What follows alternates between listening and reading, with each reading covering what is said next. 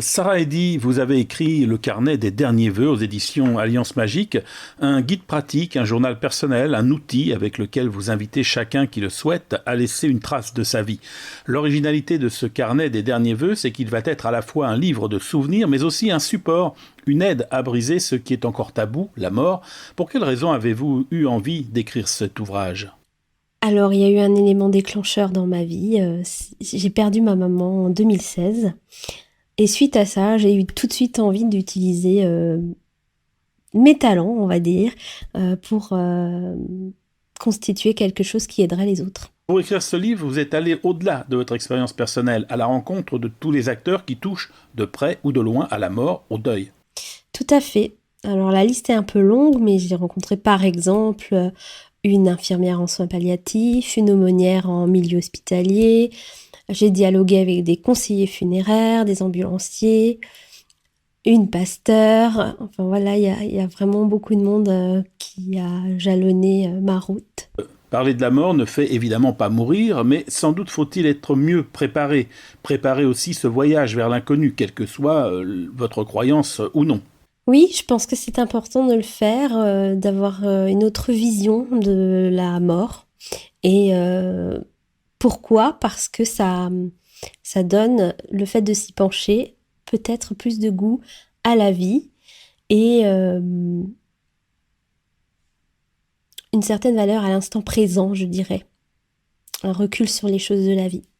Choix, mémoire, transmission, vous pouvez développer un petit peu ? Alors, choix, mémoire et transmission, c'est les 3 mots que vous trouvez effectivement en première page de mon livre.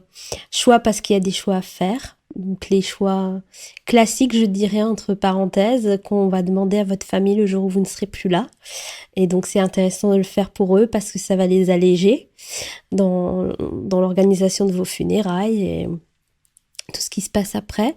Et mémoire et transmission, eh bien, le guide sert à ça, à passer la mémoire, à transmettre les choses qui vous sont importantes. Alors chacun dans ce livre y appose ses souhaits et vous proposez également des textes de méditation, de réflexion, une aide pour une forme d'introspection sur nos choix, sur des choses auxquelles on ne pense pas forcément. Alors des méditations, oui, parce que je suis moi-même méditante depuis plus de 10 ans, donc je trouvais ça intéressant d'intégrer des méditations sur ce sujet-là et des réflexions, alors c'est de manière un peu plus poétique à découvrir dans le livre. Comment avez-vous choisi les textes qui jalonnent ce livre ? Alors, certains textes sont des chansons que j'ai écrites tout au long de ma petite carrière et d'autres ont été écrits pour ce livre. C'est sans doute le livre le plus intime que chacun va compléter. Est-ce que c'est peut-être quelque chose de difficile, voire de douloureux ? Tout à fait. C'est pas quelque chose de facile à faire. Je suis bien consciente que aborder la mort, c'est encore très tabou. C'est pour ça que j'invite les gens à le faire à leur rythme, à découvrir le livre tranquillement, à peut-être remplir la première partie parce que c'est je dirais la plus importante, entre guillemets, celle qui va alléger vos proches. Mais le reste, c'est à découvrir au fur et à mesure à son rythme. Voilà. Il y a aussi beaucoup de place pour noter des choses, se raconter, donner ses choix, musique, texte, costume, etc. Oui, bah, c'est le principe même d'un journal de bord. Et c'est fait pour noter. Donc, avec la maison d'édition, on tenait à ce qu'il y ait assez de pages pour noter. Maintenant, ça ne vous empêche pas d'ajouter des lettres, des petites enveloppes avec des éléments dedans, comme une clé USB, un CD. C'est tout à fait possible. Il est à vous. Faites un bon usage. Comment vous définiriez ce livre en quelques mots ? En quelques mots, eh bien, c'est un guide d'accompagnement pour préparer votre fin de vie. Comment expliquez-vous aussi cette difficulté que nous avons à aborder ce sujet encore en 2020 ? Tout simplement parce que la mort représente la fin de quelque chose, un saut dans l'inconnu, une perte de repère. Donc c'est tout à fait légitime que la mort soit encore difficile à aborder de nos jours.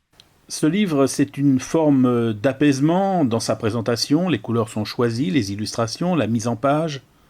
Oui, alors pour moi, il était hors de question que le livre soit sombre.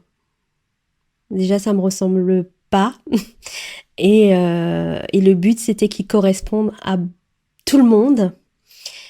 Donc, c'est vrai qu'à la base, je voyais ça un peu plus universel. Moi, je ne l'avais pas imaginé de cette façon-là. Je le dois vraiment à l'éditeur qui, avec son expérience, a décidé de faire quelque chose d'aussi doux et de lumineux, de fleuri.